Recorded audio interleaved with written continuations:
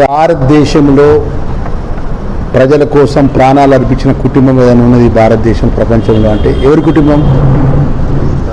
ఇందిరమ్మ తల్లి, రాజీవ్ గాంధీ. నీకు ఎల్టీటీగా తన ప్రాణభయం ఉన్నది, నువ్వు అక్కడికి పోవద్దన్న పెరంబతూరు పోతే అక్కడ ఉన్నటువంటి తీవ్ర ఉగ్రవాదులతో చనిపోవడం జరిగింది.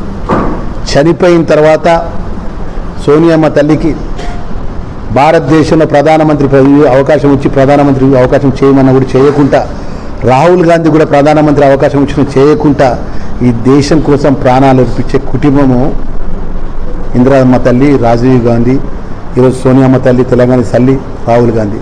ఆటి కుటుంబం గురించి మాట్లాడే స్థాయి మనది. నువ్వు లిక్కరు రాని నువ్వు మాట్లాడితే తల్లి మాట్లాడుతూ విలువల కలుగు మాట్లాడాలి. రాజీవ్ గాంధీ గురించి మాట్లాడే స్థాయి నీది కాదమ్మా. రాజీవ్ గాంధీ పేరు తీసే ఉచ్చారణ కూడా ఇది కానే కాదు.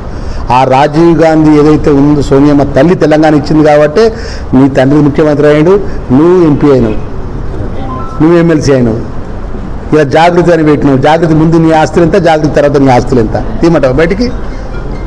ఇక అది పోతే పెద్దగా ఉంటుంది. నువ్వు మాట్లాడకు చెల్లే, దయచేసి అంత దూరం మాట్లాడకు. ఫస్ట్ ఆ లిక్కర్కి సంబంధించిన సమస్య పరిష్కారం చేసుకో. అలా నిర్దోషాలు బయటికి రా, బయటకు వచ్చినాక అప్పుడు మాట్లాడతావు. నీకు ఏది పడితే ఏది నాలుక ఉన్నది కానీ చెప్పి ఏది పడితే నేను కూడా మాట్లాడలేను. మా సోదరిమణి, ఉద్యమకారులు కూతురు, మేము గౌరవిస్తాం మా సోదరిమణి కాబట్టి.